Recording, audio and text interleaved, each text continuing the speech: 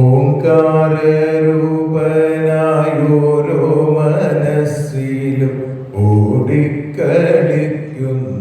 കണ്ണനുണ്ണി. നാമസങ്കീർത്തന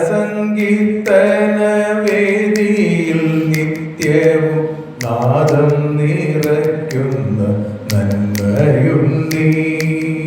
നാദം നിറയ്ക്കുന്ന നന്മയുണ്ണി. മോഹിനി രൂപത്തിൽ രുദ്രമനസ്സിലും മോഹം നിറയ്ക്കുന്ന ഭംഗിയുണ്ണി. ഭക്തജനങ്ങളിൽ ഭാഗവതം പാടാൻ ഭക്തിയായി തീരുന്ന ഭക്തനുണ്ണി. ഭക്തിയായി തീരുന്ന ഭക്തനുണ്ണി. ഗർവങ്ങളൊക്കെയും തീർക്കുവാനായിട്ടു ഗവ്യങ്ങൾ മോഷണം ചെയ്യുമുണ്ണി. വമ്പേറും പാപത്തിൻ കാട്ടാന കൂട്ടത്തെ വേഗത്തിലോടിക്കും സിംഹമുണ്ണി. വേഗത്തിലോടിക്കും സിംഹമുണ്ണി. തെങ്ങുന്ന ഭക്ത മനസ്സിനു കാവല താരാട്ടു പാടുന്ന അമ്മയുണ്ണി. വാക്കുകൾ കേൾക്കുമ്പോൾ ഓരോ മനുജനും വാരിയെടുക്കുവാൻ തോന്നുമുണ്ണി. ഒന്നു വാരി പുണരുവാൻ തോന്നുമുണ്ണി. സുന്ദരിമാരുത്തു കാളിന്തി തീരത്തു സുന്ദരമായി നൃത്തമാടുമുണ്ണി. ദേവജനങ്ങളും കുമ്പിട്ടു പൂജിക്കും ദേവാധിദേവനാം എന്റെയുണ്ണി. ദേവാധിദേവനാം എന്റെയുണ്ണി. വാരിജനേത്രയം രാധയ്ക്കു പ്രേമത്തെ വാരിക്കൊടുക്കുന്ന രൂപമുണ്ണി. യമികളിൽ ആത്മീയ ഭാവം നിറയ്ക്കുന്ന യതിവര്യ പൂജിതൻ കണ്ണനുണ്ണി. യതിവര്യ പൂജിതൻ കണ്ണനുണ്ണി. കൃഷ്ണ ഹരേ ജയ കൃഷ്ണ ഹരേ ജയ കൃഷ്ണ ഹരേ ജയ കൃഷ്ണ ഹരേ. കൃഷ്ണ ഹരേ ജയ കൃഷ്ണ ഹരേ ജയ കൃഷ്ണ ഹരേ ജയ കൃഷ്ണ ഹരേ. കൃഷ്ണ ഹരേ ജയ കൃഷ്ണ ഹരേ. കൃഷ്ണ ഹരേ ജയ കൃഷ്ണ ഹരേ. സർവത്ര ഗോവിന്ദനാമ സങ്കീർത്തനം. ഗോവിന്ദ ഗോവിന്ദ. ഭഗവാന്റെ അവദാനങ്ങൾ ഭക്തന്മാരുടെ കഥകളായി നമ്മൾ കേട്ടുകൊണ്ടിരിക്കുകയാണ്. അതിൽ തന്നെ ധ്രുവൻ എന്ന ഉത്തമനായ ഭക്തന്റെ കഥ പറഞ്ഞപ്പോഴാണ് പ്രചേതസ്സുകളെ കുറിച്ച് പറഞ്ഞതും പ്രചേതസ്സുകളുടെ സത്രയാഗത്തിൽ വെച്ച് നാരദ മഹർഷി ഈ കഥ, ഈ സുനീതിപുത്രന്റെ കഥ ഉറക്കപ്പാടി എന്ന് പറഞ്ഞപ്പോഴാണ് ആരാണ് ഈ പ്രചേതസ്സുകൾ? കേതേ പ്രചേതസോ നാമ കസ്യാവത്യാനി സുഹൃത കസ്യ അന്വവായ പ്രഖ്യാത പുത്രവ സത്രമാസത. ചോദിക്കുകയാണ്, ആരാണ് പ്രചേതസ്സുകൾ? ആരുടെ മക്കളാണ് അവർ? ആരുടെ വംശത്തിൽ പിറന്നു? എവിടെ വെച്ചാണ് അവർ സത്രം നടത്തിയത് എന്നൊക്കെ ചോദിക്കണം. ഏതായാലും ആ നാരദ മഹർഷി മന്യേ മഹാഭാഗവതം നാരദം ദേവദർശനം എന്നാണ്. മഹാഭാഗവതനായിരിക്കുന്ന ആ നാരദൻ, അദ്ദേഹം എല്ലാവർക്കും ആരാധ്യനായിട്ടാണ് കാണപ്പെടുന്നത്. അപ്പൊ അദ്ദേഹം ഒരു കഥ പറഞ്ഞുവെങ്കിൽ അത് വളരെ ശ്രേഷ്ഠം. അത് പറഞ്ഞിട്ടുള്ള എവിടെ വെച്ചാണ് കഥ പറഞ്ഞത് അതും ശ്രേഷ്ഠമാണ്. അപ്പൊ ആ പ്രചേതസ്സുകളെ കുറിച്ച് അറിയാൻ താല്പര്യമുണ്ട് എന്ന് പറഞ്ഞപ്പോ മൈത്രേയ മഹർഷി പറഞ്ഞു, ധ്രുവന്റെ പുത്രൻ ഉൽക്കലൻ അച്ഛൻ തപസ്സിന് പോയപ്പോ ചക്രവർത്തിയുടെ ഐശ്വര്യമൊന്നും ഈ ഉൽക്കലൻ ആഗ്രഹിച്ചില്ല. അദ്ദേഹം എല്ലാം ഉപേക്ഷിച്ച ആളായിരുന്നു. അതുകൊണ്ട് അദ്ദേഹത്തിന്റെ പുത്രനായി അദ്ദേഹത്തിന്റെ സഹോദരനായ വത്സരൻ പിന്നീട് രാജാവായി മാറി എന്ന് പറയുന്നു. അങ്ങനെ വത്സരന്റെ പരമ്പരയിലാണ് അങ്കൻ എന്ന രാജാവിന്റെ കഥ പറയുന്നത്. അങ്കൻ എന്ന രാജാവിന് കുട്ടികളുണ്ടായിരുന്നില്ല. അദ്ദേഹത്തിന് വല്ലാത്ത വിഷമായി. അദ്ദേഹത്തിന്റെ പത്നിയായ സുനീത പിന്നീട് ഒരു പുത്രന് ജന്മം കൊടുത്തു. അതിദുഷ്ടനായ അതിക്രൂരനായിരിക്കുന്ന വേനൻ. ആ വേനനെ ഋഷീശ്വരന്മാർ ശപിച്ചുവെന്നും ആ വേനന്റെ കൈകൾ കടഞ്ഞെടുത്തപ്പോ പൃഥു ശ്രീനാരായണാംശമായി ആവിർഭവിച്ചു എന്ന് പറഞ്ഞപ്പോ വിതുരന് വീണ്ടും സംശയമായി. വിതുരൻ ചോദിച്ചു മൈത്രേയ മഹർഷിയുടെ അടുത്ത്, മഹാത്മാവായിരിക്കുന്ന ഈ അംഗരാജാവിന് എന്തുകൊണ്ടാണ് ഇങ്ങനൊരു ദുഷ്ടനായ പുത്രൻ ഉണ്ടായത്? എനിക്ക് അറിഞ്ഞാൽ കൊള്ളാമെന്നുണ്ട്. ആ കഥ പറയുമെന്ന് പറഞ്ഞു. കുറച്ചുകൂടി വിസ്തരിച്ച് പറയാണ്. അംഗൻ അശ്വമേധ മഹായജ്ഞം ചെയ്തു. മന്ത്രപൂർവം വിളിച്ചിട്ടും ദേവന്മാര് ആ യജ്ഞത്തിൽ പങ്കെടുത്തില്ല. എന്താ കാരണം? പുത്രനില്ല എന്നുള്ളത് കൊണ്ടാണ്. അങ്ങനെ അംഗരാജാവ് വല്ലാതെ ദുഃഖിച്ചിരിക്കുന്നു. ദേവന്മാരെ വിളിച്ചിട്ട് വരുന്നില്ല. അപ്പോ സരസ്വതികള് പറഞ്ഞു, ഒരു കാര്യം ചെയ്യൂ, അങ്ങക്ക് ഒരു പാപമുണ്ട്, കഴിഞ്ഞ ജന്മത്തിലൊരു പാപം, അതുകൊണ്ടാണ് അങ്ങക്ക് സന്താനങ്ങൾ ഇല്ലാതിരിക്കുന്നത്. അതിന് ആ യജ്ഞമൂർത്തിയായിട്ടുള്ള ഭഗവാനെ ആരാധിച്ചു കഴിഞ്ഞാൽ അങ്ങക്ക് അത് ലഭിക്കുക തന്നെ ചെയ്യും. അങ്ങനെ ഭഗവാനെ ഭജിച്ചു. അങ്ങനെ ആ യജ്ഞകുണ്ഡത്തിൽ നിന്ന്, ഹോമകുണ്ഡത്തിൽ നിന്ന് ഒരു സുവർണ പുരുഷൻ വരുന്നു. ആ പായസം അദ്ദേഹത്തിന് കൊടുത്തു. സുവർണ പുരുഷൻ അദ്ദേഹത്തിൽ നിന്ന് ലഭിച്ച ആ പായസത്തെ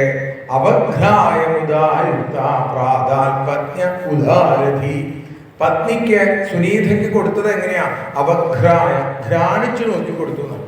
ഒന്നും നമ്മളെ ആ ഗന്ധം നോക്കിയിട്ട് മണപ്പിച്ചിട്ട് കൊടുക്കാൻ പാടില്ല എന്നാണ്. പ്രത്യേകിച്ച് ഭഗവാന് സമർപ്പിക്കുന്നതും ഭഗവാന് സമർപ്പിച്ചതും. ഇപ്പൊ ഭഗവാന് സമർപ്പിക്കുന്ന പൂജാദ്രവ്യങ്ങള്, അതേപോലെ തന്നെ ഭഗവാന് സമർപ്പിച്ചതിന് ശേഷമുള്ള നിവേദ്യാദി വസ്തുക്കളൊന്നും അതിന്റെ ആ ഗന്ധം നോക്കിയിട്ടൊന്നും സ്വീകരിക്കാൻ പാടില്ല. ഇത് ഘ്രാണിച്ചു കൊടുത്തു. അതാണത്രേ അദ്ദേഹത്തിന് പറ്റിയ തെറ്റ്. ഏതായാലും മൃത്യുദേവന്റെ മകളാണ് സുനീത. അപ്പോ ഉണ്ടായ ഉണ്ണി ഇടയ്ക്ക് നമ്മൾ പറയില്ലേ, ഇടയ്ക്ക് വെക്കേഷനൊക്കെ വരുമ്പോൾ അമ്മയുടെ വീട്ടിലേക്ക് പറഞ്ഞയക്കും കുട്ടികളെ. അവിടെ ചെല്ലുമ്പോഴോ അവിടെ ഇങ്ങനെ വറക്കലും പൊരിക്കലും ഒക്കെയാണ് കാണുന്നത്. നരകത്തിന്റെ ദേവനാണ് മൃത്യുദേവൻ.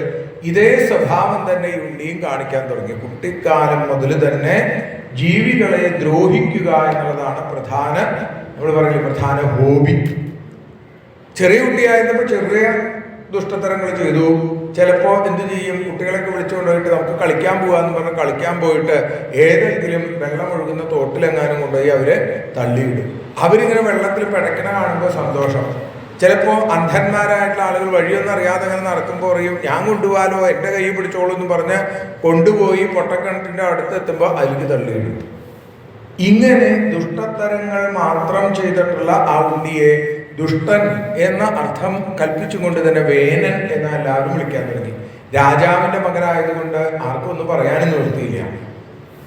രാജാവ് സാമം, ദാനം, ഭേദം, ദണ്ഡം 4 തരത്തിൽ നോക്കി. അവസാനം തല്ലി നോക്കി, നേരെയാവുന്നില്ല. അങ്ങനെയാണ് അല്ലെ? എന്തിനാണ് അങ്ങനെ തല്ലണത്? ഞാൻ നേരെയാവില്ല എന്ന് പറയുന്ന ഒരാളെ തല്ലിയിട്ടൊന്നും കാര്യമില്ല. കൊല്ലാൻ പറ്റുമോ? നിവൃത്തിയില്ല.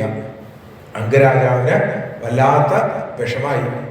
അങ്ങനെ അദ്ദേഹം ഇങ്ങനെ ഇരുന്ന് ആലോചിച്ചു, എന്തുകൊണ്ടാണ് എനിക്ക് ഇങ്ങനൊരു പുത്രനുണ്ടായത് എന്നൊക്കെ ആലോചിച്ചു വല്ലാതെ ഇങ്ങനെ വിഷമിച്ചുകൊണ്ടിരിക്കുന്ന സമയത്ത് അദ്ദേഹത്തിന് തോന്നി, ഇത് ഭഗവാൻ എനിക്ക് നൽകിയ വലിയൊരു അനുഗ്രഹമാണ്. കാരണം ഇങ്ങനെ ദുഷ്ടനായൊരു പുത്രനുണ്ടായത് കൊണ്ട് എനിക്ക് ജീവിതത്തോട് വിരക്തി വന്നിരിക്കുന്നു. ഇനിയും ഭാര്യയുടെയും മകന്റെയും കൂടെ ജീവിക്കണം എന്നുള്ള തോന്നലില്ല, മറിച്ച് ഭഗവാനെ ഭജിക്കണം എന്ന് അദ്ദേഹത്തിന് തോന്നി. അദ്ദേഹം ഏതോ ഒരു രാത്രി ആരോടും പറയാതെ കൊട്ടാരത്തിൽ നിന്ന് ഇറങ്ങിപ്പോവുകയും ചെയ്തു. രാജഭടന്മാരും മന്ത്രിമാരും മറ്റു സൈനികന്മാരും ഒക്കെ അന്വേഷിച്ച് നടന്നു, അദ്ദേഹത്തെ കണ്ടെത്തിയില്ല. ഇനിയിപ്പോൾ എന്ത് ചെയ്യുന്നായി? അപ്പോ ഋഷീശ്വരന്മാരെ ആലോചിച്ചിട്ട് പറഞ്ഞു, ഒരൊറ്റ വഴിയേ ഉള്ളൂ, ആരെങ്കിലും രാജാവാക്കണം. രാജാവില്ലാതെ വന്നു കഴിഞ്ഞാൽ അരാജകത്വം വരും, കൊള്ളക്കാരും കള്ളന്മാരും ഒക്കെ അവിടെ മുഴുവൻ അഴിഞ്ഞാടാൻ തുടങ്ങും. അതുകൊണ്ട് എന്ത് വേണം? വേഗം ഒരു രാജാവിനെ കണ്ടെത്തണം.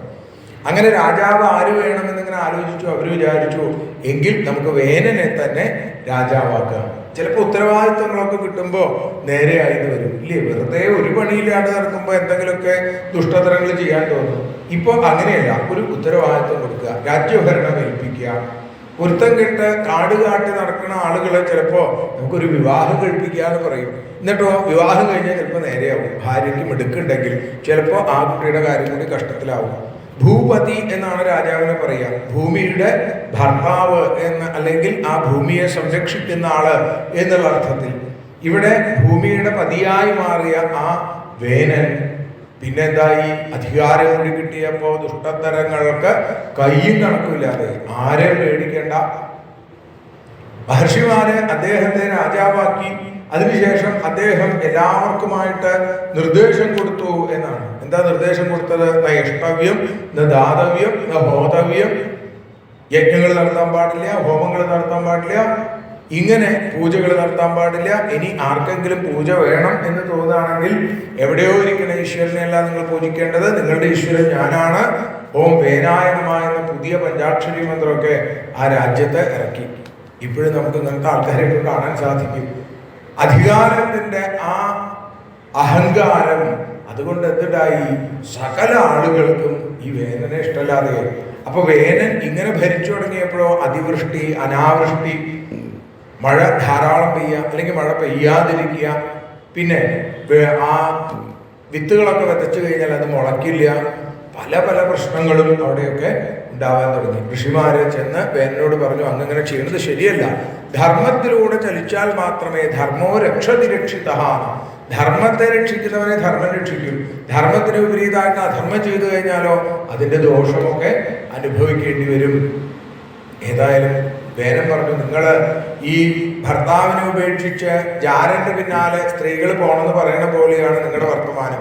ഞാനാണ് സർവ്വദേവതാ സ്വരൂപൻ, ഈശ്വരൻ ഞാൻ തന്നെയാണ്, പിന്നെ എന്തിനാ നിങ്ങൾ കാണാത്തൊരു ഈശ്വരന്റെ പിന്നാലെ പോണത് എന്നൊക്കെ പറയുക മാത്രമല്ല, ഇനി എന്നെ ഉപദേശിക്കാൻ വന്നാൽ ഇതൊന്നും ആയിരിക്കില്ല ഫലം എന്നൊക്കെ ഭീഷണിപ്പെടുത്തി. മഹർഷിമാരുടെ ഉള്ളിൽ നിന്നും ഒരു ഹൂങ്കാര ശബ്ദം പുറത്തേക്ക് വന്നതാണ്. അവരെ അമർത്തി ഒന്ന് മൂളിയതോടുകൂടി വേനൻ സിംഹാസനടക്കം മറിഞ്ഞ് താഴെ വീണു. അതോടുകൂടി വേനന്റെ കഥ കഴിയുകയും ചെയ്തു. സുനീത എന്ന അമ്മ വേനന്റെ മൃതദേഹം എടുത്ത് എണ്ണത്തോണിയിലിട്ട് സൂക്ഷിച്ചു, കേടുവരാതെ സൂക്ഷിച്ചു. മഹർഷിമാരാലോചിച്ചു, ഇനി ആരാ പുതിയ മന്ത്രി വേണ്ടത്, പുതിയ രാജാവ് വേണ്ടത് എന്ന് ആലോചിക്കുകയാണ്. അങ്ങനെ ആലോചിച്ചു, ഒരു നിവൃത്തിയില്ല. അങ്ങനെ അവര് മന്ത്രപൂർവം ആ വേനന്റെ മൃതദേഹത്തെ മഥനം ചെയ്യാനായിട്ട് ആരംഭിച്ചു. അങ്ങനെ ആ മഥനം ചെയ്തു കഴിഞ്ഞപ്പോഴോ വേനന്റെ തുടകളാണ് ആദ്യം മഥനം ചെയ്തത്. അവിടെ നിന്ന് ഉയരമില്ലാതെ കാക്ക പോലെ കറുത്ത്, അതേപോലെ നീളം കുറഞ്ഞ കൈകാലുകളോട് കൂടി പതിഞ്ഞ മൂക്ക്, ചുരുണ്ട മുടിയൊക്കെ ആയിട്ട് ഒരു സ്വരൂപം പുറത്തേക്ക് വന്നു. ചോദിച്ചു, ഞാൻ എന്താ ചെയ്യേണ്ടത് എന്നാണ്. കിം കരോമി ദിവാദിനം, ഞാൻ എന്ത് ചെയ്യണമെന്ന് ചോദിച്ചപ്പോ നിഷീദ ഇരിക്കൂ ഇരിക്കൂ എന്ന് പറഞ്ഞു. അതുകൊണ്ട് അവരൊക്കെ നിഷാദന്മാരായി, കാട്ടാളന്മാരായി മാറി. അത് കഴിഞ്ഞ് ആ വേനന്റെ കൈകൾ മഥനം ചെയ്തപ്പോൾ, കൈകളിൽ നിന്ന് ക്ഷത്രിയനുണ്ടാവുമെന്നാണ്. ആ കൈകൾ മഥനം ചെയ്തപ്പോൾ മന്ത്രപൂർവ്വം മഥനം ചെയ്തു. അതിൽ നിന്ന് ഒരു പുരുഷനും മിഥുനം സമബദ്ധ്യത, ഒരു പുരുഷനും ഒരു സ്ത്രീയും ഉണ്ടായി. മനസ്സിലായി, ഈ പുരുഷൻ ഭഗവാന്റെ അംശമാണ്, സ്ത്രീ ലക്ഷ്മി ഭഗവതിയുടെ അംശമാണ് എന്ന് മനസ്സിലായി. അവരെ ഒരിക്കലും വിട്ടുപിരിയാത്ത നിത്യദമ്പതികളാണ് വിഷ്ണുവും ലക്ഷ്മിയും. അങ്ങനെ മനസ്സിലായി. അപ്പോൾ ഈ പുരുഷൻ രാജാക്കന്മാരിൽ ശ്രേഷ്ഠനാണ്, ഇദ്ദേഹത്തെ നമുക്ക് പൃഥു എന്ന് വിളിക്കാം എന്ന് പറഞ്ഞ് അദ്ദേഹത്തിന് നാമകരണം ചെയ്തു. ആ പെൺകുട്ടിക്ക് അർച്ചിസ് എന്ന പേര്, അല്ലെങ്കിൽ അർച്ചി എന്ന് പേര്. അങ്ങനെ അവരുടെ വിവാഹവും അതേപോലെ പട്ടാഭിഷേകവും ഒരുമിച്ച് കഴിഞ്ഞു. ആ സന്ദർഭത്തിൽ പൃഥു ഭഗവാന്റെ അംശമാണ്.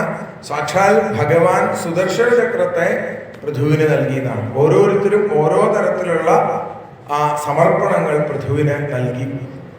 അങ്ങനെ ആ പൃഥു മഹാരാജാവ്, പൃഥു ചക്രവർത്തി എന്ന് തന്നെ പറയണം. കുബേരൻ സ്വർണമയമായിരിക്കുന്ന സിംഹാസനം, വരുണൻ ജലമൊഴുകുന്ന ആ വെൺകൊറ്റക്കുട, വായു 2 ചാമരങ്ങള്, ധർമ്മൻ മനോഹരമായിട്ടുള്ളൊരു മാല, ഇന്ദ്രൻ കിരീടം കൊടുത്തു, ഭഗവാൻ നേരത്തെ പറഞ്ഞ പോലെ സുദർശന ചക്രത്തെ കൊടുത്തു, ബ്രഹ്മാവ് വേദമയമായിരിക്കുന്ന കവചം കൊടുത്തു, ചന്ദ്രൻ കുതിരകളെ കൊടുത്തു, ത്വഷ്ടാവ് അതിസുന്ദരമായിരിക്കുന്ന തേര് കൊടുത്തു. ഇങ്ങനെ ഓരോരുത്തരും അവരവരുടെ ആ സമർപ്പണങ്ങളുണ്ടായി. സിദ്ധന്മാര് നാട്യകൗശലം, പാട്ട്, വാദ്യങ്ങള്, അന്തർധാന ശക്തി ഇതൊക്കെ കൊടുത്തു. അവർക്ക് എന്തുണ്ടോ അതൊക്കെ പൃഥുവിന് കൊടുത്തു. അങ്ങനെ പൃഥു മഹാരാജാവ്, പൃഥു ചക്രവർത്തി ശ്രേഷ്ഠനായിട്ട് അങ്ങനെ ഇരിക്കുമ്പോഴേക്കും സൂതന്മാരും ആഗധന്മാരും വന്ന് ഗംഭീരമായിട്ട് അദ്ദേഹത്തെ പുകഴ്ത്താൻ തുടങ്ങി.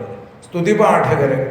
ഇപ്പോഴത്തെ ആളുകളാണെങ്കിൽ ഇങ്ങനെ പുകഴ്ത്തണ കേട്ടാൽ വലിയ ഇഷ്ടമാവും. പൃഥു പറഞ്ഞു, ഇതൊക്കെ മോശമാണ്. കാരണം ഞാൻ എന്തെങ്കിലും ഒരു പ്രവൃത്തി ചെയ്തിട്ട് എന്നെ നിങ്ങൾ പുകഴ്ത്തുകയാണെന്നുണ്ടെങ്കിൽ തരക്കേടില്ല.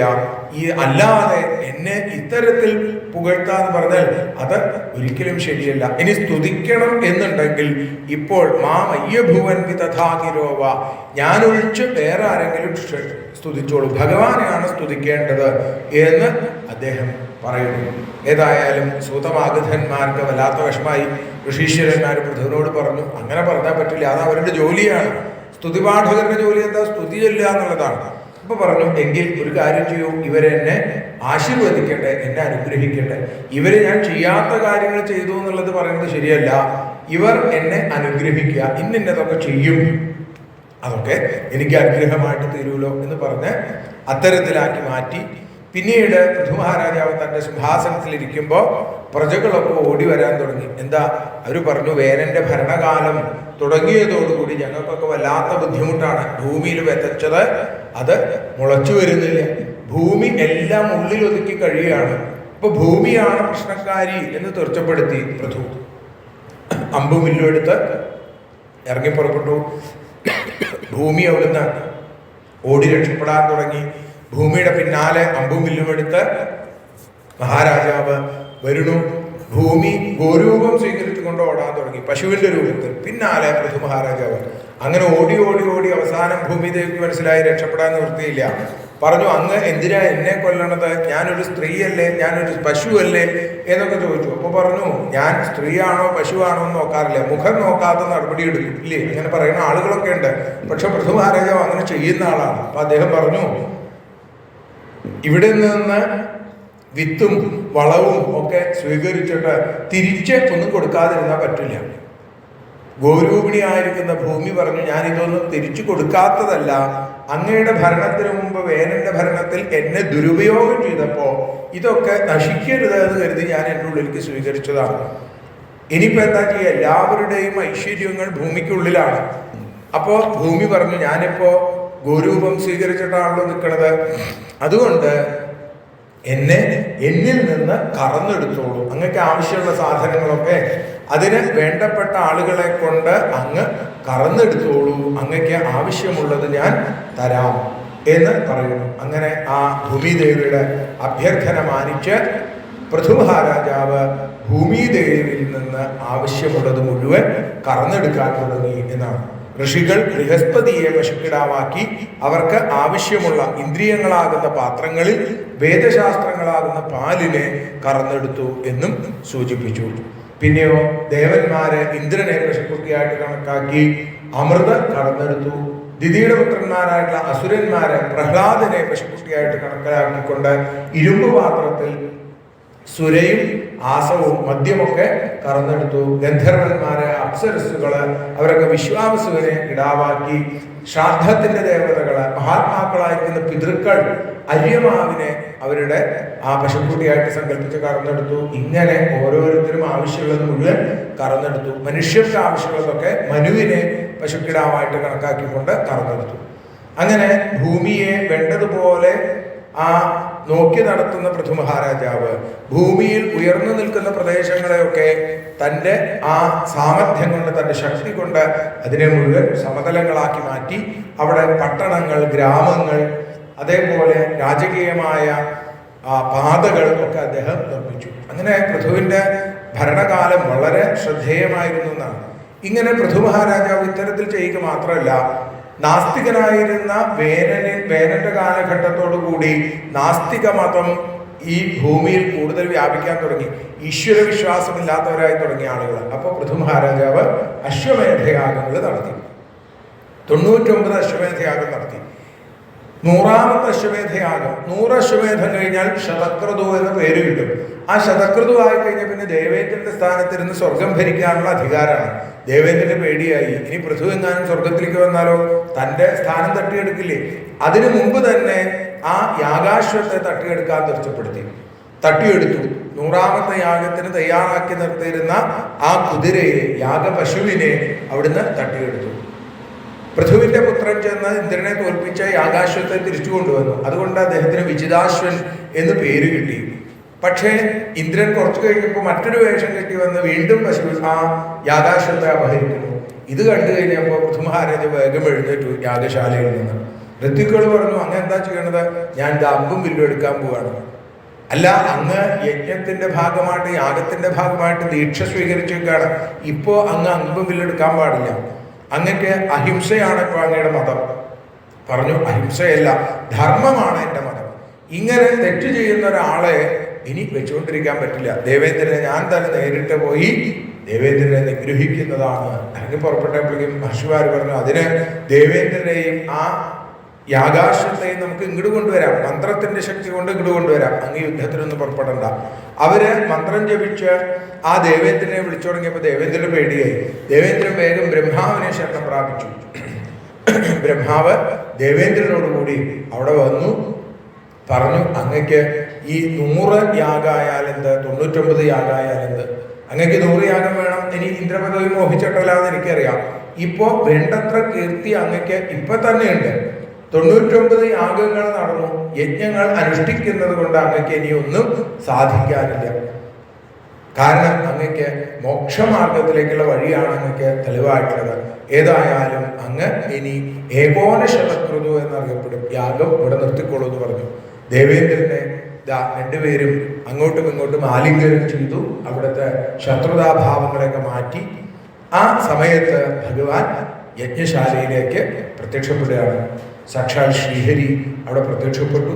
പൃഥു മഹാരാജാവ് അതിഗംഭീരമായിട്ട് ഭഗവാനെ സ്തുതിക്കുന്നു. ഭഗവാന്റെ തന്നെ അംശമാണ് എങ്കിലും നമുക്ക് കാണിച്ചു തരാണ്. വരാൺ വിഭോ ത്വദ്വരദേശ്വരാദ്ഭുത കഥം വൃണീതേ ഗുണവിക്രിയാത്മനാം യേ നാരകാണാമപി സന്ധി ദേഹിനാം താനീശ കൈവല്യപദേ വൃണേന ച. പറയാണ്, അങ്ങയിൽ നിന്ന് ദേഹാഭിമാനികൾക്ക് തുച്ഛവരങ്ങൾ നേടാൻ താല്പര്യം ഉണ്ടാവും. പക്ഷേ അങ്ങ് കൈവല്യത്തെ നൽകുന്ന ആളാണ്, മോക്ഷത്തെ നൽകുന്ന ആളാണ്. നരകത്തിൽ കിടക്കുന്നവർക്ക് പോലും സുലഭമായിട്ടുള്ള വരങ്ങൾ എനിക്ക് വേണ്ട. ഭക്തനെ എനിക്ക് എന്തേ വേണ്ടു? വിധൽസ്വ കർണായുധമേഷമേ വരാ ന കാമയേ നാഥ തദപ്യഹം ക്വചിർന്ന എത്ര യുഷ്മൽചരണാംബുജാസവ മഹത്തമാന്തർഹൃദയാൻമുഖച്യുതോ വിധൽസ്വ കർണായുധമേഷമേ വരാ. ആ സജ്ജനങ്ങളുടെ മുഖാരവിന്ദത്തിൽ നിന്ന് ഒഴുകി വരുന്ന ഹരികഥാമൃതത്തെ അത് ആസ്വദിക്കാൻ എനിക്ക് 10,000 ചെവികൾ തരിക. കാരണം ആ പാദപത്മ മകരന്ദ ബിന്ദു അത് ആ സ്പർശിക്കുന്ന വായു പോലും ലോകത്തെ ശുദ്ധീകരിക്കുന്നതാണ്. അതുകൊണ്ട് എനിക്ക് അത് മാത്രമേ വേണ്ടൂ. ഞാൻ ലക്ഷ്മി ദേവിയെ പോലെ അങ്ങയെ സർവത്ര ഭജിക്കണം. ഒരുപക്ഷെ ഞാനും ലക്ഷ്മിയും തമ്മിൽ ചിലപ്പോൾ ഇതുമായി ബന്ധപ്പെട്ട് കലഹം ഉണ്ടാവാൻ സാധ്യതയുണ്ട്. കാരണം സദാ അവിടുത്തെ പാദങ്ങളെ സേവിക്കണം എന്നാണ് ഞാൻ ആഗ്രഹിക്കുന്നത് ഭഗവാനെ എന്ന് പറഞ്ഞ് സ്തുതിക്കണം. അവിടെ ഭഗവാൻ ആ പൃഥു മഹാരാജാവിനെ അനുഗ്രഹിച്ചു. പിന്നീട് പൃഥു മഹാരാജാവ് പ്രജകൾക്ക് ഗംഭീരമായിട്ടുള്ള ഉപദേശം കൊടുത്തു. എന്താ കാരണം? വേനലിന്റെ കാലത്ത് ആ ഈശ്വരീയ വിശ്വാസങ്ങളെ ഇല്ലാതെയാക്കിയിട്ടുണ്ട്. അതൊക്കെ ആ പൃഥു മഹാരാജാവിന്റെ പ്രഭാഷണങ്ങളിലൂടെ പ്രജകൾക്കൊക്കെ യഥാർത്ഥമായിട്ടുള്ള ബോധ്യം വന്നു. പറഞ്ഞു, എൻ്റെ പൂർവികനാണ് വേനൻ, പറഞ്ഞിട്ട് കാര്യമില്ല. അദ്ദേഹം ഈശ്വരനില്ല എന്ന് പറഞ്ഞത് കൊണ്ട് ഈശ്വരനില്ലാതെയാവില്ല. ധ്രുവനും സ്വയംഭൂമനും അതേപോലെ പ്രിയവ്രതനും ഉത്താനപാദനും ഒക്കെ എന്തിന് ബ്രഹ്മാവ് പോലും ഭഗവാനെ ഭജിച്ചുകൊണ്ടിരിക്കുന്ന ആളുകളാണ്. അതുകൊണ്ട് നിങ്ങളും ആ ഭഗവാനെ ആശ്രയിക്കണം പ്രത്യേകമായിട്ട് ഓർമ്മിപ്പിച്ചു. സ്വധർമ്മത്തെ അനുഷ്ഠിച്ചും കൊണ്ട് ഭഗവത് പാദങ്ങളെ ആശ്രയിക്കുകയാണ് വേണ്ടത് എന്ന് പൃഥു മഹാരാജാവ് തൻ്റെ പ്രജകൾക്ക് ഉപദേശം കൊടുക്കുന്നു. അങ്ങനെ ഇരിക്കെ ഒരിക്കൽ പൃഥു മഹാരാജാവിൻ്റെ മുമ്പിലേക്ക് സനകാദി യോഗീശ്വരന്മാര് വന്നു. അവരെ സ്വീകരിച്ചു, അവരുടെ പാദങ്ങളിൽ വീണ് നമസ്കരിച്ചു. അവിടെ ചോദിക്കുകയാണ്, ആ ഭാഗവത തത്വത്തെ പറഞ്ഞു തരൂ എന്ന് ആവശ്യപ്പെട്ടു. എനിക്കതിന് യോഗ്യതയുണ്ടെങ്കിൽ, അതെനിക്ക് കേൾക്കാനുള്ള അർഹതയുണ്ടെങ്കിൽ എനിക്ക് പറഞ്ഞു തരും. ഇതാണ് സജ്ജനങ്ങളുടെ സ്വഭാവം. എനിക്ക് അതങ്ങോട്ട് അറിയണം എന്നല്ല, മറിച്ച് എനിക്കത് അറിയാനുള്ള അറിവുണ്ടെങ്കിൽ, അറിയാനുള്ള അർഹതയുണ്ടെങ്കിൽ അത് പറഞ്ഞു തരൂ എന്നാണ്. സനൽകുമാരൻ പറഞ്ഞു, അങ്ങ് എല്ലാം അറിയുന്ന ആളാണെന്ന് ഞങ്ങൾക്കറിയാം, എങ്കിലും ലോകഹിതം അനുസരിച്ചാണ് അങ്ങ് ഇപ്പൊ ഞങ്ങളോട് ഈ കാര്യങ്ങളൊക്കെ ചോദിച്ചത്. സജ്ജനങ്ങളുമായിട്ടുള്ള ചേർച്ച വക്താവിനും ശ്രോതാവിനും ഒരേപോലെ ആ മംഗളത്തെ നൽകുന്നതാണ്. സജ്ജനങ്ങളിൽ നിന്നുള്ള സംഭാഷണം, അവരോടുള്ള ചോദ്യം, ഇതൊക്കെ എല്ലാവർക്കും നല്ലതിനെ തരുന്നതാണ്. അപ്പോൾ ഈശ്വര പ്രേമം ഉണ്ടാവുകയാണ് പരമമായ ലക്ഷ്യം. ആ ഈശ്വര പ്രേമമോ ശ്രദ്ധ കൊണ്ടും ഭാഗവത ധർമാനുഷ്ഠാനം കൊണ്ടും തത്വവിചാരം കൊണ്ടും അഷ്ടാംഗയോഗം കൊണ്ടും മഹാപുരുഷ സംസർഗം കൊണ്ടും പുണ്യലീലാ ശ്രവണങ്ങളെ കൊണ്ടും സാധിക്കുന്നു എന്നാണ്. ധനത്തിലും ഇന്ദ്രിയങ്ങളിലുമുള്ള ആശ, അങ്ങനെയുള്ള ആശയുള്ള ആളുകൾക്ക് ഭഗവാനിലേക്ക് എത്തിച്ചേരാൻ സാധിക്കില്ല. ധനം വിട്ട് മനം ഭഗവാനിലേക്ക് ചേരണം. അപ്പോഴാണ് നമുക്ക് ഭഗവാനെ അറിയാനായിട്ട് സാധിക്കുക, നിത്യാനന്ദം നേടാനായിട്ട് സാധിക്കുക എന്ന് അവിടെ ഇങ്ങനെ സൂചിപ്പിക്കണം. അത്തരത്തിൽ ആ സനകാദി യോഗീശ്വരന്മാരുടെ ഗംഭീരമായിട്ടുള്ള ഉപദേശവും അവിടെ കാണുന്നു. സംസാരത്തിന്റെ അക്കരെ കടക്കാൻ ഭഗവാനെ ആശ്രയിക്കാത്ത ആളുകൾക്ക് എന്നും സംസാരക്കടലിൽ, ഇന്ദ്രിയങ്ങളാകുന്ന മുതലോടുകൂടിയ ഈ സംസാരക്കടലിൽ വളരെയധികം ദുഃഖിക്കേണ്ടി വരുന്നു. ഭഗവാനോ ഭഗവാന്റെ പാദപത്മം തോണിയായി സങ്കല്പിച്ചുകൊണ്ട് ഈ ദുസ്തരമായിരിക്കുന്ന ഈ ദുഃഖാർണവത്തിന്റെ മറുകര കടക്കുകയാണ് വേണ്ടത് എന്നും പറയുന്നു. കൃക്ഷോ മഹാനിഹ ഭവാർണവപ്ലവേശ ഷഡ്വർഗനക്രമസുഖേന തിരീർഷന്തി തത്വം ഹരേർ ഭഗവതോ ഭജനീയമന്ത്രിം കൃത്വോടുപം വ്യസനമുത്തര ദുസ്തരാർണം എന്ന് പറഞ്ഞു. ഏതായാലും രാജാവ് കാക്കൽ വീട് നമസ്കരിച്ചു. നിങ്ങളുടെ വാക്കുകൾ എൻ്റെ ജീവിതത്തിൽ, എൻ്റെ രാജ്യത്തിന് വലിയൊരു അനുഗ്രഹമായി മാറി. അങ്ങനെ അദ്ദേഹം പിന്നീട് തൻ്റെ മക്കളെ രാജ്യഭാരം ഏൽപ്പിച്ചു. ജരാനരകളൊക്കെ ബാധിച്ചു എന്ന് മനസ്സിലായി. പിന്നെ അദ്ദേഹം ഭഗവാനെ ഭജിച്ച് കാട്ടിൽ കഴിയുന്നു. ഓരോ ആ വീരനായിരിക്കുന്ന രാജാവ് തൻ്റെ രാജകീയമായ സുഖസൗകര്യങ്ങളെ മുഴുവൻ ഉപേക്ഷിച്ച് വളരെ അല്പാഹാരിയായി കിഴങ്ങ്, അതേപോലെ കാട്ടിൽ നിന്ന് കിട്ടുന്ന ഫലമൂലങ്ങളൊക്കെ ഭക്ഷിച്ച്, ചിലപ്പോൾ വെള്ളം മാത്രം കഴിച്ച്, ചില സമയത്ത് വായു മാത്രം ഭക്ഷിച്ചും കൊണ്ട് പഞ്ചാബ് മധ്യത്തിലിരുന്ന് വേനൽക്കാലത്ത് തപസ് ചെയ്ത്, മഴക്കാലത്ത് തണുപ്പ് കാലത്തൊക്കെ വെള്ളത്തിൽ കഴുത്തോളം വെള്ളത്തിൽ നിന്നുകൊണ്ട് ഒക്കെയാണ് അദ്ദേഹത്തിന്റെ തപസ്.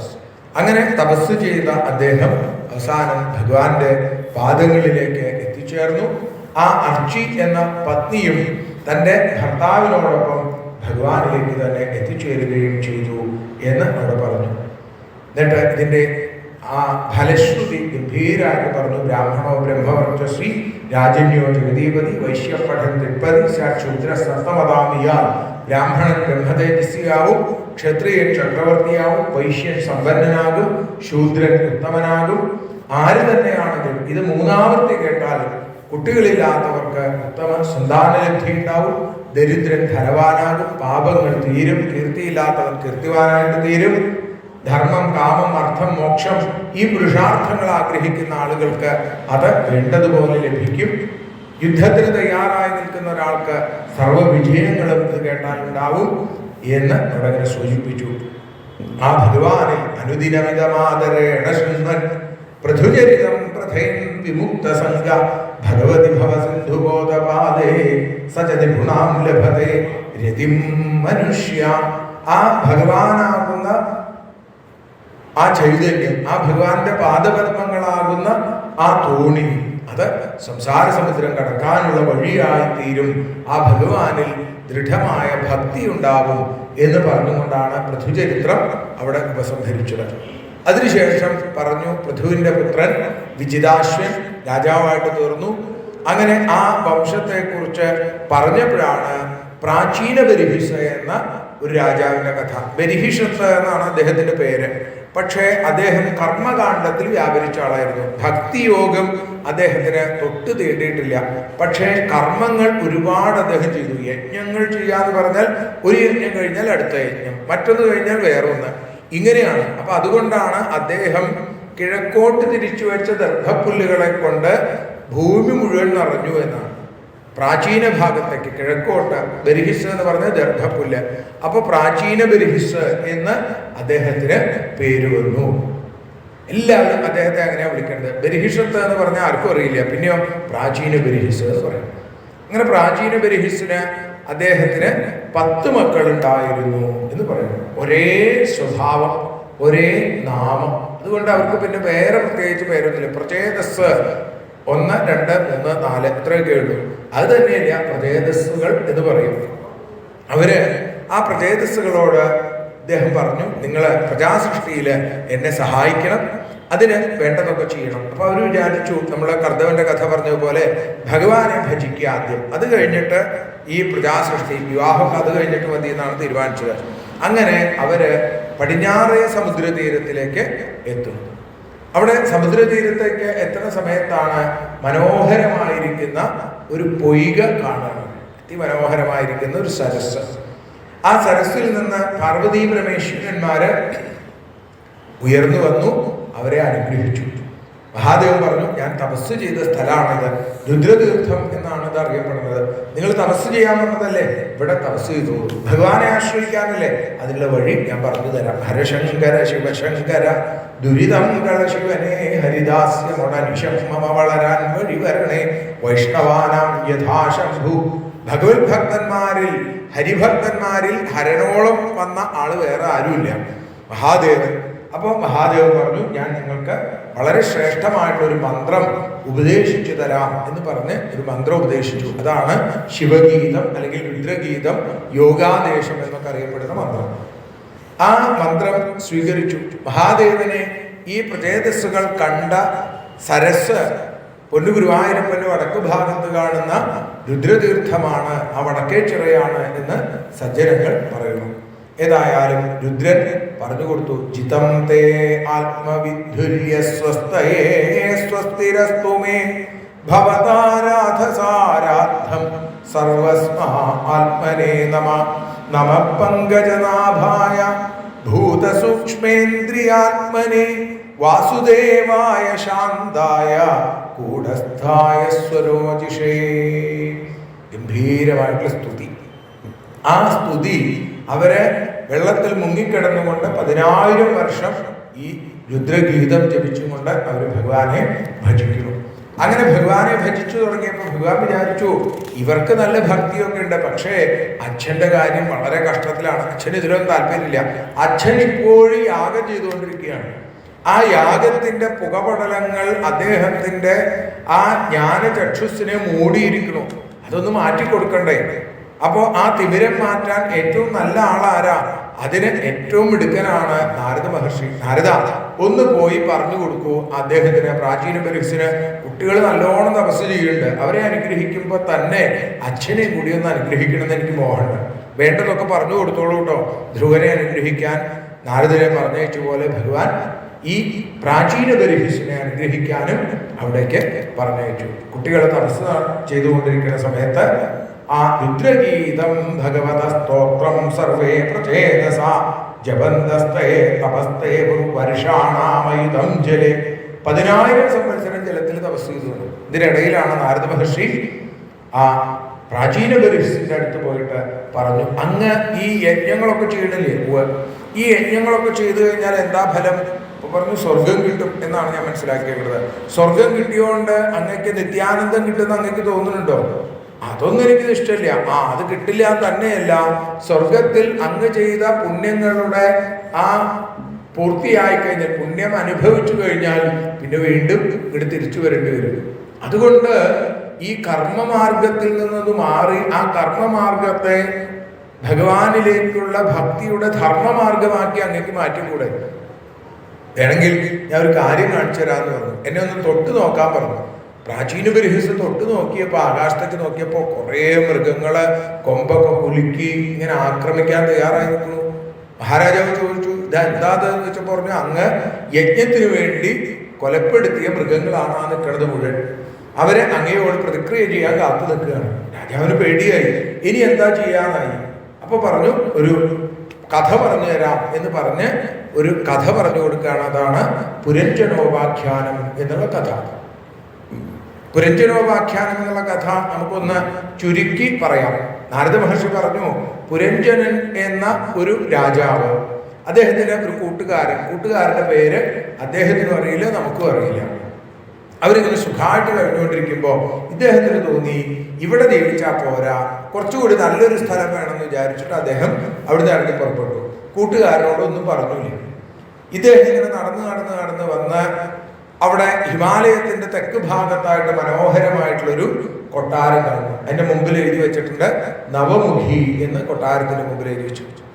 അദ്ദേഹത്തിന് തോന്നി ഈ കൊട്ടാരത്തിൽ താമസിക്കുകയാണെങ്കിൽ നല്ല സുഖമായിരിക്കും. ഇങ്ങനെയുള്ള ആളുകളുണ്ട് അല്ലെ, ഒരു വീട്ടിൽ താമസിക്കുമ്പോൾ തോന്നുമ്പോൾ ഇതല്ല നല്ലത്, വേറൊരു വീടാണ്, ഇത് വിൽക്കുക അല്ലെങ്കിൽ അത് പൊളിക്കുക, അപ്പുറത്ത് ഒരു മുറി ഉണ്ടാക്കുക, ഇപ്പുറത്ത് ഒരു മുറി ഉണ്ടാക്കുക. എന്തിനു വേണ്ടിയിട്ടാണ്? സുഖം ഉണ്ടാവാൻ വേണ്ടിയിട്ടാണ്. എന്നിട്ടോ സുഖം ഉണ്ടാവണില്ല, പിന്നെ അതിൻ്റെ കാര്യങ്ങളായി. ഇങ്ങനെയുള്ള ആളുകളെ പുരഞ്ജനന്മാര് നമ്മുടെ ഇടയിലുണ്ട്. അപ്പൊ അദ്ദേഹത്തിന് ആലോചിച്ചു, ഇനിയിപ്പോൾ എന്താ ചെയ്യുക, തൻ്റെ കൂടെ സൈന്യമൊന്നുമില്ല. അപ്പൊ പിന്നെ ഈ രാജകൊട്ടാരത്തിൽ കയറി പറ്റണമെങ്കിൽ എളുപ്പ വഴി എന്താ, ഇവിടെ വല്ല പെൺകുട്ടികളുണ്ടെങ്കിൽ അവരെ വിവാഹം കഴിക്കാം, അവരെ വിവാഹം കഴിച്ചാൽ അവിടെ കൂടാം. വിചാരിച്ച പോലെ തന്നെ ദാ വരുന്ന ഒരു സുന്ദരി, അവളെ കണ്ടു, അവളോട് ചോദിച്ചു, എനിക്ക് നിന്നെ ഇഷ്ടമാണ്, നിനക്ക് എന്നെ വിവാഹം കഴിക്കാൻ ഇഷ്ടമാണോ എന്നൊക്കെ ചോദിച്ചപ്പോൾ അവള് പറഞ്ഞു, തീർച്ചയായും നമുക്ക് വിവാഹം കഴിക്കാലോ. അപ്പോൾ പറഞ്ഞു, ഇത് ആരാ ഇതിൻ്റെ ഉടമസ്ഥ? ഞാൻ തന്നെയാണ് ഉടമസ്ഥ. എൻ്റെ 5 തലയുള്ള ഒരു കാവൽക്കാരനുണ്ട് എനിക്ക്, പിന്നെ 5 ദാസിമാരുണ്ട്, അതേപോലെ 5 ദാസന്മാരുണ്ട്. ഞാനൊക്കെ ഇവിടെ ഭംഗിയായിട്ട് കൊണ്ടു നടക്കുന്നുണ്ട്. നമുക്ക് ഒരുമിച്ച് വിവാഹം കഴിച്ച് ഇവിടെ ഇങ്ങനെ കൂടാം. സന്തോഷമായി. അങ്ങനെ അവളെ വിവാഹം കഴിച്ചു. അവളുടെ പേര് പുരഞ്ജനി എന്നാണ്. പുരഞ്ജനന്റെ ഭാര്യ ആയതുകൊണ്ട് പുരഞ്ജനി എന്ന് പേര്. അങ്ങനെ ദാസിമാരോടും ദാസന്മാരോടും ഈ കാവൽക്കാരനായിരിക്കുന്ന പാമ്പിനോടൊക്കെ കൂടി അവിടെ ജീവിക്കുന്നു. ഇങ്ങനെ ഇരിക്കുമ്പോൾ ഈ പുരഞ്ജനി എന്ത് ചെയ്യും? കാലത്ത് എഴുന്നേറ്റ് കഴിഞ്ഞാൽ കുടിക്കാനായിട്ട് ഇപ്പോൾ ബെഡ് കോഫിയൊക്കെ കൊണ്ടു കൊടുക്കും. ഈ പുരഞ്ജനി അങ്ങനെയല്ല. പുരഞ്ജനി കൊടുക്കുന്നത് ബെഡ് കോഫി അല്ല, എഴുന്നേറ്റ് കഴിഞ്ഞാൽ ഒരു ഗ്ലാസ് മദ്യം കൊടുക്കും. പുരഞ്ജനൻ അതിങ്ങനെ കഴിക്കും. ആദ്യമൊക്കെ കുറച്ച് ചവർപ്പൊക്കെ ഉണ്ടായിരുന്നു, പിന്നെ ഇത് കാലത്ത് കിട്ടിയില്ലെങ്കിൽ പറ്റാതെയായി. ദിവസവും കൊടുക്കും, ആവശ്യമുള്ള സമയത്തൊക്കെ കൊടുക്കും. അങ്ങനെ പുരഞ്ജനി എന്ത് പറഞ്ഞാലും ചെയ്യുന്ന ഒരു കളിപ്പാട്ടമായി മാറി ഈ പുരഞ്ജനി. പുരഞ്ജനി പറയും, ഇരിക്കാൻ പറഞ്ഞിരിക്കും, നിൽക്കാൻ പറഞ്ഞാൽ നിൽക്കും. ക്വചിത് ഗായതി ഗായന്ത്യാമൃതതി ക്വചിൽ. പുരഞ്ജനി പാട്ടുപാടി തുടങ്ങി കഴിഞ്ഞാൽ പുരഞ്ജനൊപ്പം പാട്ടുപാടും. കരയാൻ തുടങ്ങിക്കഴിഞ്ഞാൽ ഒപ്പം കരയും, ചിരിക്കാൻ തുടങ്ങിയാൽ ചിരിക്കും, നടക്കാൻ തുടങ്ങിയാൽ നടക്കും, കഴിക്കാൻ തുടങ്ങിയാൽ കഴിക്കും. എന്താണോ പുരഞ്ജനി കാണിക്കുന്നത് അതൊക്കെ കാണിക്കാൻ തുടങ്ങും. അങ്ങനെ ആ ഒരു ക്രീഡാമൃഗം പോലെ, ഒരു കളിപ്പാട്ടം പോലെയായി മാറി അദ്ദേഹം. അങ്ങനെ ഒരിക്കൽ പുരഞ്ജനൻ നായാട്ടിന് പോയി തിരിച്ചു വന്നപ്പോൾ പുരഞ്ജനിയെ കൊണ്ടുപോയില്ല നായാട്ടിനെ. പുരഞ്ജനിക്ക് ദേഷ്യം വന്നില്ലേ? പുരഞ്ജനി അവിടെ ക്രോധാലയത്തിൽ കയറി കമന്ന് കിടന്ന് കരയാൻ തുടങ്ങി. അങ്ങനെയുള്ള ക്രോധാലയങ്ങൾ ചില ഗൃഹങ്ങളിലൊക്കെ ഉണ്ടെന്ന് കേട്ടിട്ടുണ്ട്. കമന്ന് കിടന്ന് കരയാൻ, ദേഷ്യം വന്ന വാതിലടയ്ക്കുക, അകത്ത് കിടന്ന് കരയുക, അങ്ങനെയൊക്കെയുള്ള ഏർപ്പാടൊക്കെ ഉണ്ട്. ഏതായാലും കരച്ചിലൊക്കെ തുടങ്ങി. ആ മാലകളൊക്കെ വലിച്ചെറിഞ്ഞേക്കണു. എനിക്ക് ആരോടും മിണ്ടണ്ട, എന്നോട് മിണ്ടണ്ട, എന്നെ കൊണ്ടുപോയില്ലല്ലോ എന്നൊക്കെ പറഞ്ഞ് ഭയങ്കര കരച്ചില്. പുരഞ്ജനൻ പറഞ്ഞു, ഇനി ഞാൻ ഒരിക്കലും ഇങ്ങനെ സംഭവിക്കില്ല. എനിക്ക് നിന്റെ കാല് തൊട്ട് ഞാൻ സത്യം ചെയ്യണം. കാലിലൊക്കെ തലോടി കൊടുത്ത് അതിനെ സമാധാനിപ്പിച്ചു. പിന്നീട് അവര് അങ്ങനെ സുഖമായിട്ട് കഴിയണു. അതില് കുറേ മക്കളുണ്ടായി ഈ പുരഞ്ജനൻ. അങ്ങനെ കുറേ കാലം കഴിഞ്ഞപ്പോൾ അദ്ദേഹത്തിന് നേരെ ചില ആളുകളുടെ ആക്രമണങ്ങളൊക്കെ വരാൻ തുടങ്ങി. വെളുത്ത ആളുകളെ കുറേ എണ്ണം, കറുത്ത ആളുകളെ കുറേ എണ്ണം, അങ്ങനെയുള്ള ആക്രമണങ്ങൾ. പിന്നെ അതേപോലെ തന്നെ വയസ്സുകാലത്ത് അദ്ദേഹത്തിന് കാലകന്യ എന്നൊരു പെൺകുട്ടിയെ, മൃത്യുദേവന്റെ മകളാണ്, കാലകന്യയെ വിവാഹം ചെയ്യേണ്ടി വന്നു. കണ്ടാൽ വിരൂപയാണെങ്കിലും കാര്യത്തിൽ മഹാകേമത്തിയാണ്. ഏടത്തിയമ്മയായിരിക്കുന്ന പുരഞ്ജനിയെ ആ കൊട്ടാരത്തിന്റെ ഒരു മൂലക്കേക്ക് മാറ്റി കാര്യങ്ങളൊക്കെ തീരുമാനിക്കുന്നത് കാലകന്യ. ഭയൻ, പ്രജ്വാരൻ എന്നീ 2 സഹോദരന്മാരുടെ കാലകന്യക്ക് അവരും വന്നു. അവരുടെ കൂടി നേതൃത്വത്തിൽ ഭരണം തുടങ്ങിയപ്പോഴേക്കും ചില സൈന്യങ്ങൾ ആക്രമിച്ചു ഇദ്ദേഹത്തിന്റെ കൊട്ടാരത്തെ. അവസാനം 5 തലയുള്ള പാമ്പ് വിഷമിച്ച് അവിടുന്ന് ഓടിപ്പോയി. അതോടുകൂടി കൊട്ടാരം തവിടുപൊടിയായി താഴെ വീണു. പുരഞ്ജനൻ തൻ്റെ പത്നിയെ, ആ പുരഞ്ജനിയെ തന്നെ വിചാരിച്ച് മരിച്ചു പോവുകയും ചെയ്തു. പിന്നെ അദ്ദേഹം വിദർഭ രാജാവിന്റെ മകളായി വൈദർഭി എന്ന പേരിൽ പിറന്നു. ആ വൈദർഭിയെ മലയധ്വജൻ എന്നൊരു രാജകുമാരൻ വിവാഹം ചെയ്തു. അതിൽ ഒരു പെൺകുട്ടിയും 6 ആൺകുട്ടികളും 7 ആൺകുട്ടികളും അദ്ദേഹത്തിനുണ്ടായി. അങ്ങനെ ആ പെൺകുട്ടി ഇപ്പോൾ വൈദർഭിയാണ്, ഇപ്പോൾ പെൺകുട്ടിയായിട്ടാണ്, നേരത്തെ പുരഞ്ജനായിട്ടാണ്. അങ്ങനെ ജരാനരകൾ ബാധിച്ചപ്പോൾ രാജ്യഭാരമൊക്കെ മക്കളെ ഏൽപ്പിച്ച് അദ്ദേഹം കാട്ടിലേക്ക് പോയപ്പോൾ വൈദർഭിയും ഒപ്പം പോയി. അവിടെ ചെന്ന് കഴിഞ്ഞപ്പോഴോ അവിടെ ചെന്ന് ആ തപസ് ചെയ്തു. അവസാനം മലയധ്വജൻ ഭഗവാനിലേക്ക് എത്തിച്ചേരുകയും ചെയ്തു.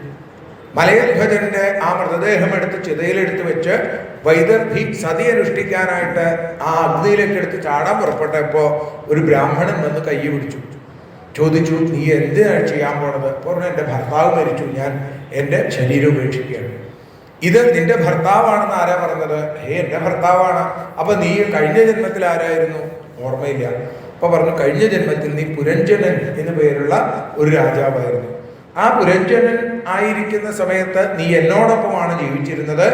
എന്നെ മറന്ന് സഞ്ചരിച്ചത് കൊണ്ടാണ് നിനക്ക് ഈ ദുഃഖങ്ങളൊക്കെ അനുഭവിക്കേണ്ടി വന്നത്. ഇനി ദുഃഖമില്ലാത്ത നിത്യാനന്ദത്തിന്റെ ലോകത്തിലേക്ക് നമുക്ക് പോവാം എന്ന് പറഞ്ഞ് ആ ബ്രാഹ്മണൻ കൈപിടിച്ചു. രണ്ടുപേരും രണ്ട് ഹംസങ്ങളായി മാറി ആകാശത്തിലേക്ക് ഉയർന്നു പോകുകയും ചെയ്തു. എന്നിട്ട് പറഞ്ഞു, അങ്ങയ്ക്കും ഈ പുരഞ്ജനനെ പോലെ നിത്യാനന്ദത്തിന്റെ അനന്തവിഹായസിലേക്ക് പറന്നുയരാനുള്ള വഴിയാണ് ഭഗവാനിലുള്ള ഭക്തി. അങ്ങക്ക് ഇത് വല്ലതും മനസ്സിലായോ എന്ന് ചോദിച്ചു പുരഞ്ജന്റെ അടുത്ത് നാരദൻ, പ്രാചീന ബർഹിസിന്റെ അടുത്ത്. നാരദൻ ചോദിച്ചപ്പോൾ പ്രാചീന ബർഹിസ് പറഞ്ഞു, കഥയൊക്കെ എനിക്ക് മനസ്സിലായി, പക്ഷേ ഇതിൻ്റെ ഉള്ളിൽ എന്തൊക്കെയോ അങ്ങ് ഒളിപ്പിച്ചു വെച്ചിട്ടുണ്ട്, അതെനിക്ക് മനസ്സിലായില്ല എന്ന് പറഞ്ഞു. ഏതായാലും നാരദ മഹർഷി പറഞ്ഞു, ഈ പുരഞ്ജനൻ എന്ന് പറയുന്നത് ആരാന്നറിയോ? ജീവനാണ്. ജീവൻ ഈശ്വരനുമായി ചേർന്ന് നിൽക്കുമ്പോൾ നിത്യാനന്ദമാണ്. ഈശ്വരനെ വിട്ട് ഏതെങ്കിലും ദേഹത്തിലേക്ക് ചേരുമ്പോഴോ പിന്നെ ദുഃഖം അനുഭവിക്കേണ്ടി വരും. ഈ ദേഹമാണ് നവമുഖി എന്ന് പറഞ്ഞത്. 9 ദ്വാരങ്ങളുള്ള രാജകൊട്ടാരം. പുരഞ്ജനൻ ആ ദേഹത്തിലേക്ക് കടന്നപ്പോൾ അവിടെ ദാസികളായിട്ട് 5 പേര്, ദാസന്മാരായിട്ട് 5 പേര്, ജ്ഞാനേന്ദ്രിയങ്ങളും കർമ്മേന്ദ്രിയങ്ങളും. മനസ്സാണ് അവിടെ മന്ത്രിയായിട്ട് നിൽക്കുന്നത്. അഹങ്കാരമാണ് അവിടെ ആ മദ്യമായിട്ട് നൽകിയെന്ന് പറയുന്നത്. അപ്പോ ആ ബുദ്ധിയാണ് ഭാര്യ, അഹങ്കാരമാണ് മദ്യം. അപ്പൊ ബുദ്ധി പറയണതല്ലേ ഈ മനുഷ്യൻ കേൾക്കുള്ളൂ. നമ്മുടെ ബുദ്ധി നമ്മളോട് പറയുകയാണ്, ഇന്ന പോലെ ചെയ്തോളൂ. അതുകൊണ്ടാണ് നല്ല ബുദ്ധി ഉണ്ടായാലും അത് നേരെ തോന്നണമെന്ന് ഭഗവാനോട് പ്രാർത്ഥിക്കേണ്ടത്. ബുദ്ധി ഉണ്ടായിട്ട് മാത്രം കാര്യമില്ല, അത് നേരെ തോന്നുകയും വേണം. അപ്പോൾ ഭാര്യ നല്ലതായതുകൊണ്ട് കാര്യമില്ല, നല്ല പോലെ പ്രവർത്തിക്കുന്നവളാവണം. ഇവിടെ അഹങ്കാരമാകുന്ന മദ്യം കൊടുത്തു കഴിഞ്ഞപ്പോൾ അദ്ദേഹത്തിന് ബോധം നഷ്ടപ്പെട്ടു. അപ്പൊ ബുദ്ധി എന്ത് ചെയ്യുന്നു? ബുദ്ധി ചിരിക്കാൻ പറഞ്ഞാൽ ചിരിക്കും, കരയാൻ പറഞ്ഞാൽ കരയും. അതാണ് ബുദ്ധി ചെയ്യുന്നത്. ആ പുരഞ്ജനി ചെയ്യുന്നതൊക്കെ ചെയ്തു എന്ന് പറഞ്ഞത്. 5 തലയുള്ള പാമ്പ് എന്ന് പറയുന്നത് പഞ്ചപ്രാണനാണ്. അതാണ് നമ്മുടെ ഈ നവമുഖിയാകുന്ന ഈ ശരീരത്തെ രക്ഷിച്ചുകൊണ്ടിരിക്കുന്നത്. പിന്നെ വെളുത്ത ആളുകളും കറുത്ത ആളുകളും യുദ്ധത്തിന് വന്നു എന്ന് പറഞ്ഞത് ജരാനരകൾ ബാധിച്ചു എന്ന്, അല്ലെ? വെളുത്ത ആ തലമുടിയൊക്കെ നരച്ചു തുടങ്ങി കുറേശ്ശെ. ഇപ്പോൾ കറുത്ത പടയാളികൾ മാത്രമേ ഉള്ളൂ എല്ലാവരുടെയും തലയിൽ, അല്ലേ? വെളുത്ത പടയാളികളൊക്കെ കുറവാണ്. പിന്നെ കൊറോണ വന്നപ്പോഴാണ് കൂടുതൽ വെളുത്ത പടയാളികളൊക്കെ വന്നു തുടങ്ങിയത്. ഏതായാലും അങ്ങനെ അവസാനം അദ്ദേഹത്തിന് ആ മൃത്യുദേവന്റെ മകള് വന്നു എന്നാ പറഞ്ഞത്. മൃത്യുദേവൻ അദ്ദേഹത്തെ പിടിച്ചു കൊണ്ടുപോവാ എന്ന് വെച്ചാൽ ആ പഞ്ചപ്രാണൻ നഷ്ടപ്പെട്ടു, അപ്പൊ ശരീരം നഷ്ടപ്പെട്ടു. അങ്ങനെ അദ്ദേഹം എന്തിനെ വിചാരിച്ചു മരിച്ചുവോ അതായി തീർന്നു. സ്ത്രീയെ വിചാരിച്ച്, പുരഞ്ജനിയെ വിചാരിച്ച് മരിച്ചതുകൊണ്ട് സ്ത്രീയായിട്ട് പിറന്നു. അദ്ദേഹത്തിന് ഈ മലയധ്വജൻ എന്ന് പറയുന്നത് സത്സംഗമാണ്. സജ്ജനങ്ങളുമായിട്ടുള്ള സംഗമം ഉണ്ടാകുമ്പോൾ അവിടെ ശ്രീകൃഷ്ണ അഭിരുചിയാകുന്ന ശ്രവണ കീർത്തനാദികളാകുന്ന മക്കൾ ഉണ്ടാവും, അല്ലെങ്കിൽ അത് മനസ്സിൽ ഉണ്ടാവും, ജനിക്കും. അങ്ങനെ അത് വന്നു കഴിഞ്ഞപ്പോഴാണ് വീണ്ടും ഈശ്വര സ്മരണ ഉണ്ടായതും ബ്രാഹ്മണ രൂപത്തിൽ വന്ന ഭഗവാനോടൊപ്പം അദ്ദേഹത്തിന് ഭഗവാന്റെ ലോകത്തിലേക്ക് പോകാനും സാധിച്ചത്. ഇതേപോലെ അങ്ങും ഭക്തിയുടെ വഴിയാണ് തിരഞ്ഞെടുക്കേണ്ടത് എന്ന് നാരദ മഹർഷി പറഞ്ഞു കൊടുത്തു. അവിടെ മലയധ്വജനാണെങ്കിൽ ഇവിടെ ആ മരതകമണിവർണ്ണന്റെ പ്രിയപ്പെട്ട ഭക്തനായ നാരദനാണ് സജ്ജനമായിട്ട് വന്നത്. അപ്പൊ സജ്ജനങ്ങളുമായിട്ട് ചേർന്നാൽ വേണ്ടത് വേണ്ട പോലെ തോന്നും എന്ന് ചുരുക്കം. പ്രതേജസ് പറഞ്ഞു, ഞാൻ ആ പ്രാചീന ബർഹിസ് പറഞ്ഞു, ഞാൻ ഇതൊന്നും ധരിച്ചിട്ടില്ല, എന്നോട് കർമ്മം ചെയ്യാൻ ആളുകൾ പറഞ്ഞു, അതനുസരിച്ച് ഞാൻ ചെയ്തു, അത്രയേ ഉള്ളൂ. ഏതായാലും ആ നാരദോപദേശം കൊണ്ട് ഭഗവത് ഭക്തനായി മാറിയ പ്രാചീന ബർഹിസ് വനത്തിൽ പോയി തപസ് ചെയ്ത് ഭഗവാന്റെ ലോകത്തിലേക്ക് എത്തി. കുട്ടികൾ വരുമ്പോൾ രാജ്യം കൊടുത്തോളൂ എന്ന് പറഞ്ഞ് മന്ത്രിമാരെ ഏൽപ്പിച്ചിട്ടാണ് അദ്ദേഹം പോയത്. പ്രജേതസ്സുകളുടെ മുമ്പിൽ വിഷ്ണു പ്രത്യക്ഷപ്പെട്ടു, പറഞ്ഞു, നിങ്ങൾ വളരെ കാലം എന്നെ തപസ് ചെയ്തില്ലേ, അതുകൊണ്ട് ഞാൻ ഇതാ നിങ്ങളെ അനുഗ്രഹിക്കുന്നു, നിങ്ങൾക്ക് എല്ലാ മംഗളങ്ങളും ഉണ്ടാവട്ടെ. നിങ്ങളുടെ ഈ സൗഹാർദ്ദം, നിങ്ങളുടെ ഈ ഒരേ ധർമ്മത്തോടു കൂടിയിട്ടുള്ള പ്രവൃത്തി, അത് എനിക്ക് വലിയ ഇഷ്ടമായി എന്ന് പറഞ്ഞു. സഹോദര സ്നേഹത്തിന്റെ ഉദാത്ത മാതൃകകളായിട്ടാണ് പ്രചേതസ്സുകളെ ഭഗവാൻ തന്നെ നമുക്ക് കാണിച്ചു തരുന്നത്. നിങ്ങളെ എല്ലാ സന്ധ്യയിലും, പ്രഭാത സന്ധ്യയിലും പ്രദോഷ സന്ധ്യയിലും സ്മരിക്കുന്ന ആളുകൾക്ക് സഹോദരന്മാരിൽ മാത്രമല്ല സകല പ്രാണികളിലും ആത്മഭാവവും സൗഹാർദ്ദവും ഉണ്ടാവും. ഇപ്പോൾ ആ എഡ്രേനിയന്മാരൊക്കെ തല്ലുകൂടുന്നുണ്ടെങ്കിൽ അവര് ചൊല്ലേണ്ടുന്ന പഠിക്കേണ്ടുന്ന ഭാഗം പാഠം ഇതാണെന്ന് ചുരുക്കം. ഏതായാലും അവിടെ നിങ്ങളുടെ അച്ഛൻ പറഞ്ഞതനുസരിച്ച് നിങ്ങൾ എന്നെ വന്ന് തപസ് ചെയ്തില്ലേ, നിങ്ങൾക്ക് ആ ബ്രഹ്മാവിൽ നിന്ന് ഒട്ടും കുറയാത്തൊരു പുത്രനുണ്ടാവും എന്നാണ്.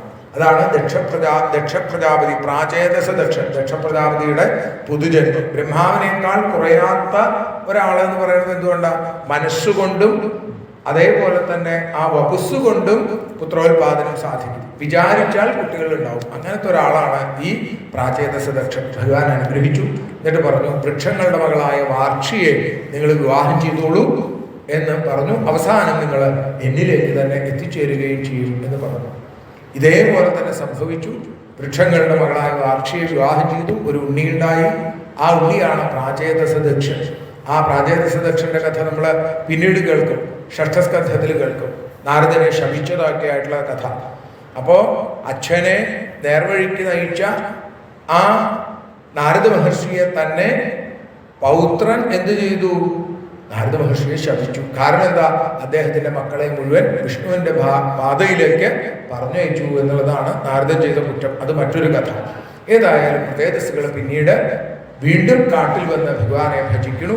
പക്ഷേ കുറച്ചു കാലം ലൗകിക സുഖം അനുഭവിച്ച് ജീവിച്ചതുകൊണ്ട് അവർക്ക് ഈശ്വര ധ്യാനം മറന്നുപോയി. ആ സമയത്താണ് സാക്ഷാൽ നാരദ മഹർഷി തന്നെ വന്ന് അവർക്ക് വേണ്ടതായിട്ടുള്ള ഉപദേശങ്ങളൊക്കെ കൊടുത്ത് അവരെ ഭഗവാന്റെ ലോകത്തിലേക്ക് എത്തിച്ചു എന്ന് പറഞ്ഞുകൊണ്ടാണ് നമ്മൾ ചതുർത്ഥ സ്കന്ധം അവിടെ സമർപ്പിച്ചത്.